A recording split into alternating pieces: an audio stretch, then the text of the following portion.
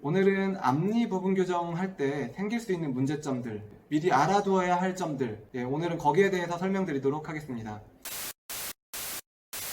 안녕하세요. 나이교정 주치 치과의사 임현묵입니다. 제가 자주 받는 질문 중에 부분 교정이 가능한지에 대해서 상담을 하시는 분들이 상당히 많아요. 인터넷이든 아니면 직접 찾아와서 질문하시는 경우도 많은데요. 부분 교정의 장점과 단점을 아셔야지만 부분 교정을 했을 때 만족감을 느끼실 수가 있어요. 대부분 이제 아무래도 심리적인 부분 때문에 앞니만 배열하는 경우가 많거든요. 위가 좀 불규칙하거나 아래가 불규칙해서 어느 한쪽만 교정을 하거나 위아래 부분 교정으로 앞니만 가지런히 하는 경우가 있는데요. 부분 교정이 가능한지에 대한 거는 교합을 먼저 보셔야 돼요.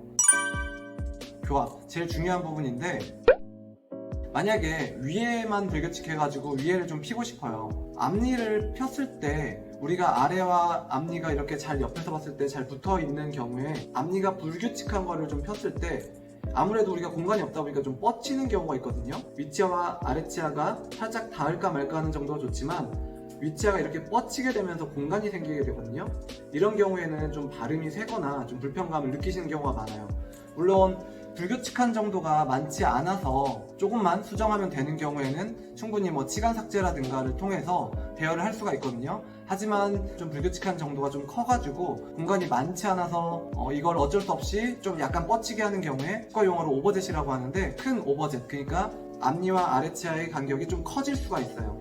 앞치아가 좀 뻗치면 입도 조금 나올 수가 있겠죠. 이런 부분들에 대해서 주의를 하고 생각을 하고 부분 교정을 해야 돼요. 마냥 치간 삭제를 많이 해가지고 앞니를 안 나오게 할 수 있는 거는 아무래도 한계가 있기 때문에, 또 반대로 아래치아만 부분 교정을 했으면 좋을 것 같아요. 아래치아를 피기 위해서는 말씀드린 것처럼 공간이 없다면 아래치아가 좀 뻗쳐야 아무래도 배열이 잘 되겠죠. 근데 앞니와 아래치아의 관계, 윗치아와 아래치아의 그 간격이 긴밀한 상태에서 불규칙한 치아들을 피게 되면 아무래도 공간이 없죠. 이렇게 오므라들어 있던 걸 피어서 적당한 관계를 가지면 상관이 없지만, 이렇게 오므라들어 있지 않은 이렇게 살짝 다알랑말랑한 치아들을 오밀조밀하게 몰려있는 걸 부분 교정으로 피게 되면 아무래도 윗치아를 칠 수밖에 없어요. 그러니까 우리가 이렇게 배열하다 보면 윗치아를 아래치아가 치다 보면 윗치아도 공간이 벌어지면서 문제들이 생기겠죠.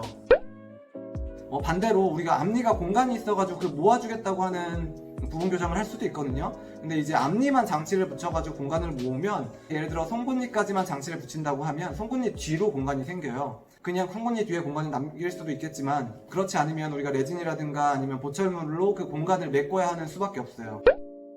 부분 교정을 불규칙한 거를 피기 위해서 치간 삭제를 생각보다 많이 하게 되면 공간이 송곳니 뒤로 남게 되는 경우가 생기거든요.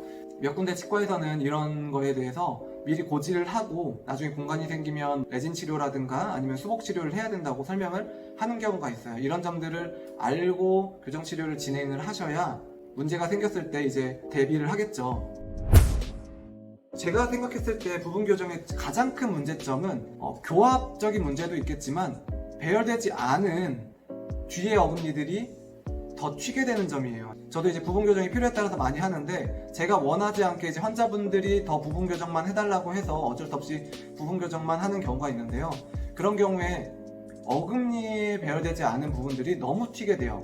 나중에 부분 교정을 하고 나서 이제 장치를 떼려고 합니다, 이렇게 설명을 드리면 저는 여기가 다 배열이 안 됐는데요, 여기가 너무 튀어요, 이렇게 얘기를 하시는 분들이 있어요. 부분 교정은 우리가 원하는 부분만 교정을 하는 거고, 다른 부분에 대해서는 저희가 손을 대지 않는 과정이기 때문에 그 튀는 부분들에 대해서는 어쩔 수 없다라고 설명을 드리고, 환자분도 잘 이해를 하셔서 치료를 마친 케이스가 있는데요. 아무래도 우리가 부분 교정이라는 거는 앞니 특수한 부분만 배열하는 경우가 많고, 이제 어금니라든가 나머지 이제 필요하지 않은 부분들에 대해서는 우리가 교정을 하지 않기 때문에 그런 불편함의 개선이 안 될 수 있다는 점 유념해 두시고 부분 교정을 접근하시는 게 좋을 것 같아요. 부분 교정은 대부분 이제 단기간에 끝나죠. 최대 길어도 1년 이내, 목적에 따라 다르겠지만 빠르면 3개월에서 6개월 정도의 부분 교정으로 해결되는 경우가 많은데, 간혹 가다가 이제 좀 어려운 부분 교정의 경우에는 시간이 좀 더 지연되는 경우가 있어요. 기간적인 면에 대해서도 무조건 부분 교정은 빨리 끝난다 라고 생각하시기보다는 우리가 원하는 목표까지 잘 될 수 있도록 충분한 시간을 갖고 배열을 하시는 게 유지 면에서나 안정감에서나 더 좋을 수 있다는 점 한번 생각해 보시고 부분 교정을 접근하시면 도움 되실 것 같습니다. 오늘은 제가 생각하는 부분 교정에 대해서 설명을 드렸는데요. 간단히 정리해보면 장점으로는 시간이 좀 적게 걸릴 수 있다는 점, 그리고 우리가 원하는 부분만 배열을 해서 우리가 목표로 하는 심리를 가질 수 있다는 점, 장점으로 볼 수 있고요. 부분 교정의 문제점이라고 생각할 수 있는 점들은 우리가 교합을 보지 않기 때문에 앞니 관계에 대해서도 좀 고민을 하시고 교정을 접근하셔야 좋은 결과를 낼 수 있다는 점, 이 점에 대해서 꼭 생각해 두시고 부분 교정을 접근하셨으면 좋겠습니다. 오늘은 이걸로 마무리하고요. 다음에 더 유익한 정보로 찾아뵙도록 하겠습니다. 감사합니다.